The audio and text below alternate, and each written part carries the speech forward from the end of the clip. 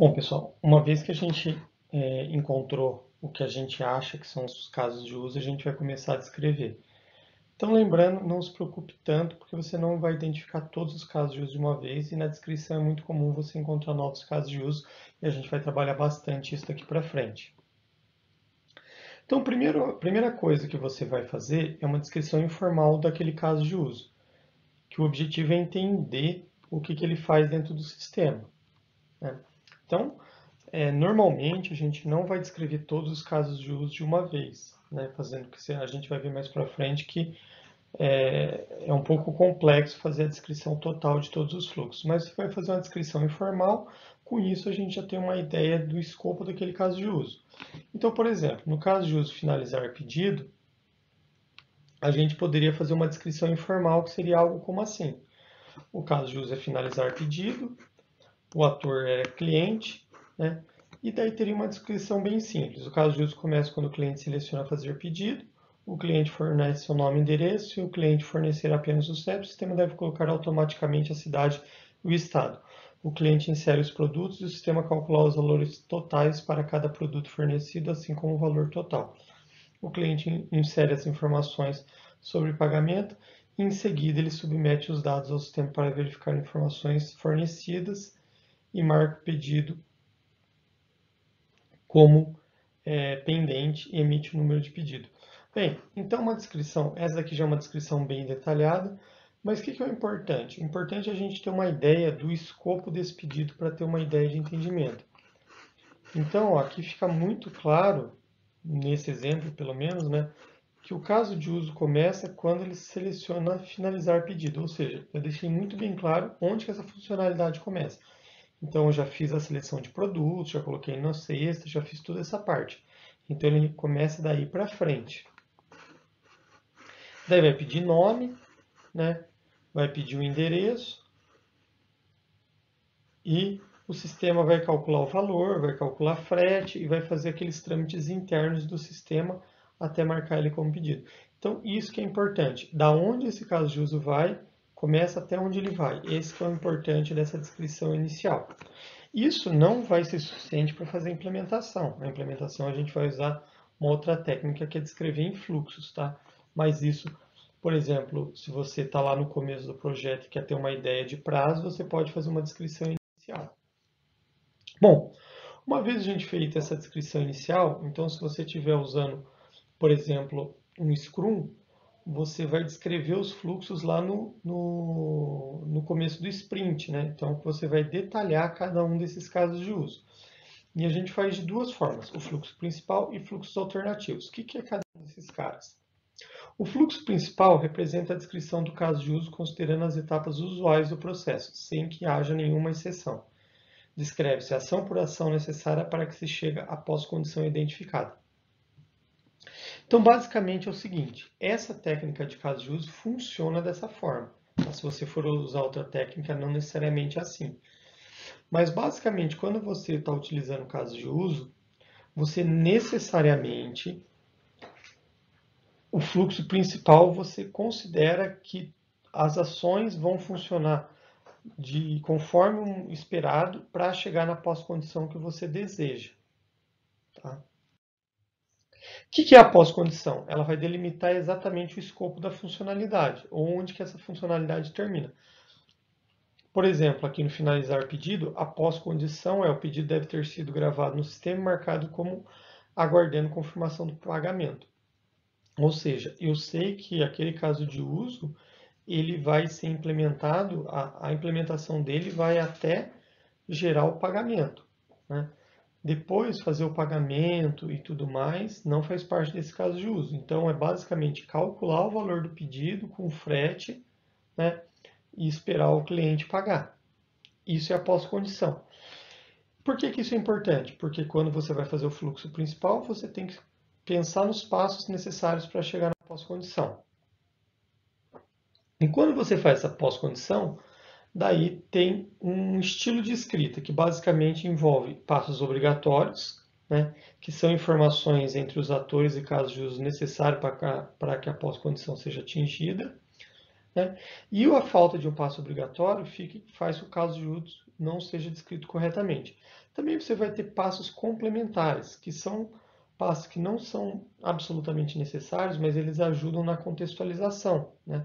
Ajuda a entender o que o caso de uso, o que a descrição daquele caso de uso. Então vamos, por exemplo, pegar esse caso de uso e finalizar pedido. Aqui seria um exemplo do fluxo principal. Então esse é o estilo de escrita. Se a gente lembrar lá da descrição inicial do que é um caso de uso, vai dizer que é uma sequência de ações. Então aqui a gente está tendo claramente uma sequência de ações, que seria o quê? 11 passos. 1, 2, 3, 4, até o 11. Que são passos necessários, né, para se atingir a pós-condição. Então, esse é um dos primeiros conceitos lá que a gente viu. É um caso de uso? Tem um monte de passos aí para chegar na pós-condição? Então, vamos analisar um pouquinho. O usuário acessa a sua cesta de compra.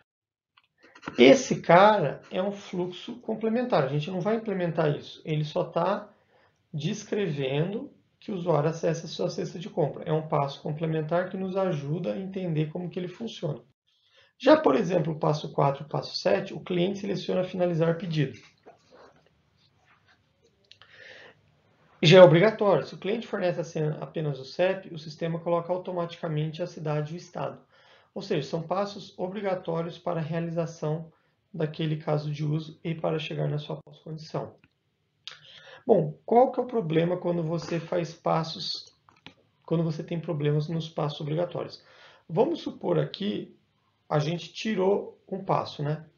Que seria a regra sobre o valor do cálculo. A gente tirou, que tinha ali no slide anterior. Se falta, fica estranho, né? O cliente pode apenas fornecer apenas o CEP. A gente também tinha dizendo que se o cliente fornece o CEP, ele automaticamente calcula. Né? Então, o que essa regra significa? Então, aqui a gente tirou a regra que falava que se o cliente fornece apenas o CEP, ele pega o endereço automaticamente. Então, a gente está deixando a cargo do programador decidir uma regra que a gente queria que fosse implementada. Então, o cliente pode fornecer apenas o CEP. Um programador pode simplesmente armazenar o CEP, não vai armazenar o endereço, né? Porque não está descrevendo para ele fazer isso. Então, o passo obrigatório tem que ser muito bem descrito, porque tem que descrever exatamente o que quer que seja implementado. No caso, ele queria que ele coloque o endereço, caso ele colocasse apenas o CEP, o sistema buscasse o endereço. Era isso que era o entendimento inicial. E foi suprimido e deixou a cargo do programador entender e implementar o que ele acha que é correto. Né? Ou ainda o analista, na hora de fazer o projeto, levar essa regra em consideração. A gente também pode usar repetição dentro de um fluxo. Né? Então aqui a gente está vendo que o passo 3 tem 4 subpassos, desculpe. O usuário acessa o site da loja, caso o caso de uso comece quando o cliente seleciona fazer pedido. Enquanto o cliente quiser pedir, faça. Então, a gente fica claro que o cliente seleciona o produto, adiciona produto, fornece a descrição e o valor total é atualizado. Então, o que acontece? Se chegar no final desse, ele volta para esse cara e vai fazendo isso até o cliente decidir sair desse loop. É uma descrição textual, mas a gente consegue colocar uma forma que fique próximo do programador e ao mesmo tempo o usuário entenda. Então, se vocês forem lá no começo dos slides, vocês vão ver que a técnica de caso de uso é justamente isso. É uma descrição textual que busca o quê? Ser próximo tanto de um código quanto que facilita o entendimento do stakeholder. Bom, uma vez que a gente descreveu todos os passos necessários para chegar a uma determinada pós-condição, a gente começa a pensar nos fluxos alternativos, que são o quê? Qualquer fluxo que não esteja contido no principal. Ou seja, o fluxo principal é a maneira com que a gente espera que uma determinada funcionalidade ocorra. Qualquer execução fora disso vai cair em fluxos alternativos. Né? Então, a gente vai trabalhar com exceções. Então, tudo que sai fora do fluxo principal a gente considera exceção, mas exceção não é apenas erro. Qualquer execução que sai da normalidade esperada vai ser uma exceção. Por exemplo, se o cliente fornece apenas o CEP, o sistema calcula, né, os dados de endereço dele. O que acontece se o usuário inserir no CEP errado? Né? Então, ele não vai conseguir buscar essas informações solicitadas, vai ocasionar uma exceção, porque a gente vai sair, vai ter que tratar isso. Isso foi um erro de digitação do usuário. É uma exceção que a gente vai ter que tratar. Mas, o que acontece se o produto estiver em oferta? O produto em oferta não é um erro, mas não é a funcionalidade que a gente espera que ocorra, né? Porque o normal é o produto não estar em promoção ou oferta. Mas se ele estiver em oferta, a gente também vai ter que tratar. Então também é uma exceção. Então, exceções são qualquer execução fora da normalidade, não necessariamente erros. Então a gente tem que tratar cada uma dessas exceções. Como? Descrevendo o que o sistema faz naquela execução. Então, por exemplo, a execução normal é a 3, mas se o produto estiver em promoção, vai ser a 3A. Então, a gente vai tratar e depois ele pode voltar para a sua execução normal. Então, se o produto está em promoção, o sistema calcula o valor do desconto e retorna ao fluxo principal, que seria no passo 4. Bom, aí a gente tem que pensar um pouquinho em como que a gente pode finalizar um fluxo alternativo. O fluxo alternativo a gente pode finalizar de 4 maneiras. Primeiro, voltar ao início do caso de uso. Depois a gente pode voltar ao início do passo que causou a execução, a exceção. A gente pode ir para o passo subsequente, que foi o caso do exemplo que a gente deu, né? Então, basicamente, o que a gente está dizendo é que, ao invés da gente executar o passo 3, que era mostrar o valor do produto, a gente mostra o valor do produto em oferta. A gente suprimiu o passo 3, colocando em seu lugar o fluxo alternativo, e depois a gente volta para o passo 4. Né? E a gente também pode abortar o caso de uso quando é uma exceção que não tem como a gente tratá-la. Por exemplo, se a gente está fazendo uma compra e não existe produtos, né? Não tem estoque, não tem como você continuar aquela compra, você vai ter que abortar o caso de uso. Né? Bom, então basicamente essa é a ideia dos fluxos. Você tem um fluxo principal, que vai ser uma sequência de etapas que vai ocorrer em sequência até a gente chegar na pós-condição. Ok? Bom, mas a gente sabe que na vida real de uma implementação nem sempre vai acontecer assim. Então, num determinado passo, pode ocorrer uma exceção. Então, naquele momento, você vai ter o código, né, ou a descrição de como aquela exceção é tratada. E daí a gente tem que pensar, depois que eu tratei essa exceção, para onde que ele vai? Por exemplo, pode ir para o próximo passo. Então, nesse caso, a gente estaria suprimindo o passo que originou a exceção, né, trocando ele pelo fluxo alternativo. Pode ocorrer também do fluxo alternativo ocorrer e ser abortado. Pode ocorrer do fluxo alternativo da exceção ocorrer, a gente ir para o fluxo alternativo, passar por todas as suas regras e voltar para o mesmo passo e não para o anterior. Pode, né, ocorrer e voltar para o início que não foi descrito ali. Bem, ao final a gente vai ter um quadro desse tipo, que vai ser a expansão do nosso caso de uso, no qual ao lado esquerdo a gente vai ter toda a descrição do fluxo principal, e do lado direito a gente vai ter vários fluxos alternativos, né? Vários fluxos alternativos aqui. Bom, a gente pode ter... vamos lá, vamos dar uma olhadinha nesse cara com um pouco mais de detalhe. Bom, todo fluxo alternativo vai estar relacionado a um passo obrigatório, né? Porque a gente está falando de sistema e suas regras. Então, por exemplo, em 3, o sistema calcula o valor total de cada produto. Aqui a gente definiu que o fluxo principal, a normalidade, é calcular o valor total. Mas, se o produto estiver em promoção, Algo tem que ser feito. O que vai ser feito? Vai ser calculado o valor desse produto. O que acontece? Ele vai voltar, quando ele finalizar a sua execução, ele vai para esse passo 4. E vai continuar a sua execução normal. No passo 5, o sistema calcula o valor total do pedido. Bom, o cliente pode ter um cupom de desconto. O que vai acontecer? Se ele tiver um cupom de desconto, que seria uma exceção, que o normal não é o cliente ter um cupom de desconto, ele vai fazer o quê? Vai vir calcular o valor com o desconto e vai retornar aqui ao passo 6. Bom, no 6, pode ser que o cliente colocou o endereço inexistente. Então, o que vai acontecer? Ele vai emitir apenas uma mensagem e ele vai retornar para o próprio passo 6, pedindo para ele inserir o endereço novamente corretamente. Bom, o passo 7 pode ser que ele colocou um CEP inválido, mesma coisa que o 6, vai tratar da mesma maneira, ele vai pedir para recolocar esse cliente. E no 9, ele pode ter dois fluxos alternativos. Então você pode ter vários fluxos alternativos relacionados a um mesmo passo. O cliente fornece as informações sobre o cartão, então ele pode fazer um pagamento via boleto ou pode fazer um pagamento via débito.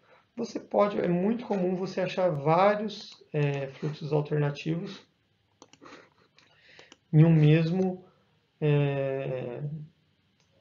em um mesmo passo. Por exemplo, no 3, aqui está um produto em promoção, mas ele poderia ter um código de desconto, que seria um tratamento diferente do que simplesmente em promoção, né? Então a gente teria essas diferenças aí. Bom, só para explicitar, né, que os requisitos são diferentes de casos de uso. Requisitos é aquilo que a gente busca. A gente está usando os casos de uso para fazer uma descrição dos requisitos. E o caso de uso é uma técnica que a gente consegue descrever tanto os requisitos funcionais como não funcionais em conjuntos. Por exemplo, o usuário acessa sua cesta de compra. Não é um requisito funcional e também não é funcional. O sistema mostra as descrições e quantidade de preço de cada produto. É um requisito funcional? Sim. Pode ter requisito não funcional atrelado a ele? Sim. O sistema automaticamente mostra informações sobre produtos que fazem parte do pedido. Ou seja, o caso de uso é uma técnica que descreve vários requisitos funcionais e vários requisitos não funcionais de uma única vez. Bom, pessoal, então, por fim aqui, para finalizar a aula de hoje, a gente vai falar um pouquinho sobre cenário. Cenário é o comportamento relacionado a cada sequência de ações. Então, em um mesmo caso de uso, você pode ter vários cenários, né? Então, você pode ter o cenário em que o empréstimo deu certo, que a compra deu certo, você pode ter o cenário que a compra deu errada, você pode ter o cenário que foi inserido um dado errado, você pode ter o cenário que o produto não estava em estoque, você pode ter o cenário que foi feito pagamento via crédito. Então, isso são os cenários, você tentar simular os diferentes caminhos que o teu caso de uso pode ter. Então, aqui, o caso de uso é muito próximo, né? Por isso que eu falei das histórias de usuário, dos testes, né? Então, você está fazendo várias regras que permitem você testar. De acordo com cada cenário, você sabe os testes que você tem que realizar, né? Então, o cenário é essa instância de um fluxo específico de cada caso de uso. E daí, o cenário é muito importante porque você vai ver se o teu fluxo está mal estruturado. Você vai escrever o caso de uso e você vai imaginar a sua execução, né, antes de implementar, porque você vai ver se esse caso de uso faz sentido, né? Então, vamos pegar, por exemplo, o sistema de biblioteca. Nesse sistema de biblioteca, basicamente está falando que vai ter empréstimos de livro e pesquisas de livro. E reservas de livro. Então, vamos pensar na reserva do livro. O aluno acessa a biblioteca, informa seu número de matrícula, solicita uma reserva e o funcionário confirma a reserva. Esse caso de uso está bem descrito? Bem, para a gente imaginar se ele está bem descrito, basicamente a gente precisa tentar instanciar. Que seria, então o aluno chegou na biblioteca, informou um número. Número é válido? Sim, não, né? E você começa a imaginar como que seria o funcionamento dos dados que ele vai inserir no sistema para fazer essa reserva. Faz sentido? Vamos lá. Então, basicamente, seria algo assim. O funcionário pede o número de matrícula, o aluno informa o número de matrícula, que é 567, o aluno diz que deseja reservar um livro e o funcionário fala: muito bem, seu livro está reservado, aqui está seu comprovante de reserva. Então a gente vê claramente que está faltando passos, né? Que livro que esse aluno tentou reservar, para que data ele tentou reservar, né? Está faltando algumas informações aí. Então a gente teria que corrigir, colocando as informações que faltaram, né? Por exemplo, o livro e a data de reserva. Lógico, aqui só está o fluxo principal, você teria os fluxos alternativos ainda. Mas o cenário é justamente para você fazer esse teste mental para ver se a tua escrita está funcionando. Logicamente que depois os casos de uso vão servir também na fase de teste para a gente fazer os testes. Mas nesse primeiro momento o cenário é só um exercício mental para ver se realmente vale a pena, se